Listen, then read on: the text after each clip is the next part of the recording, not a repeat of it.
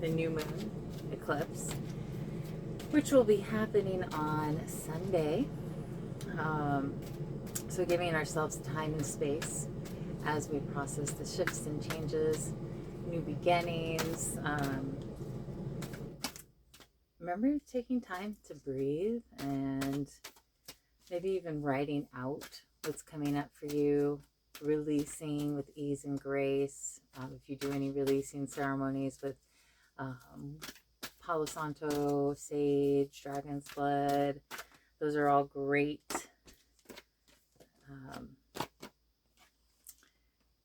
great tools to utilize in the clearing, and of course our own setting of intentions in our spoken word, calling in our higher presence, guides, guardians of light, ancestors of light, celestial friends and beings of light. Remembering that we're not walking alone. We have the spirit version of ourselves with us all the time that connects with the other spirit versions, such as the angels, ascended masters, guardians of light. So I'm pulling from the Earth Magic deck, and the first card I pulled popped out, tsunami. Ooh, okay, don't let that scare you though. So of course, tsunami is when there's a big shift, change, rise of emotion, rise of that water. So as you start to feel the waters rising, remember to, I'm seeing us like settle and kind of move within and see where those emotions, where those waters are rising and what they need. Where does it need to be released? Where does it need to be drained? So that they don't rise extremely high. Okay. Water relates to intuition, emotions, patterns that we developed even in our childhood, dreams. So remember that dream communication, what may be coming through on a deeper level. Right here, it is a full moon, but it's a little veiled, so we may not always be able to see clearly. Now, we did get the cave card, which is sanctuary, and we got the lotus flower. So during this time, we want to take sanctuary. We want to go within. We want to have a place a safe place that we can feel comfortable in expressing ourselves, just being with ourselves in a soothing environment. And then the lotus flower unfoldment. Know that we are all having new beginnings, and like the lotus flower, coming up from the muck that it grows from, swamp energy, physical swamp, and knowing also lotus is a symbol of compassion, of peace, and how can we expand and give ourselves that peace, that compassion? How are we treating ourselves? Does it reflect that peace that we so deserve? What would give us the energy and able to us to unfold our wings, to unfold our presence, unfold our true self more? What do we need to do? How do we need to protect our space? And even not even protect it, but more set lines and boundaries about it. Okay. Now, I do have these new cards that a friend of mine gave to me. They're called the Divine Energy Oracle, and they're pretty fun. They're a little spunky. So why don't you go ahead and pick a number, 1, 2, or 3, and I'm going to pull 3 cards, and we'll see what the message is. So if you pick number 1, that's your message. If you pick number 2, and then if you pick number 3, what's number 3? Oh, there's number 3. Okay, so number 1, imagine solutions. So when this comes up, call in your guides, call in your guardians of light to help you imagine what could be the solution to a seeming problem you may be facing. How can you approach it? Are there affirmations you can do to set a new tone? There's something that Louise says. She says, out of this situation, only the highest and best good will come for me.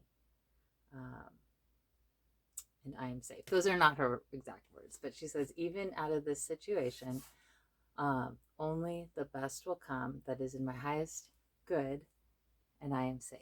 So look up Louise Hayes if you're interested in different affirmations and ideas coming. So if you pick number 2, you got reassess. So what is it that you need to kind of look at in your life? Is we have a lot of planets going retrograde, which is more just like reflection time, reevaluation time, remembering things, so that when we come together, and we come together more holistically, how can we remember things and utilize those tools and lessons? So reassess. Is there something you need to kind of look at again? And the third one is grieve your losses. Okay. So if there is anything that you may be having a lot of sorrow or pain or sadness come up from or around, I'm seeing you calling your guardian angel and asking them to buoy you, to bring healing. I'm also seeing like a pink light, pink lotus flower light, to surround you and soothe you. Kuan Yin is a great ascended master to assist with healing. Mother Mary.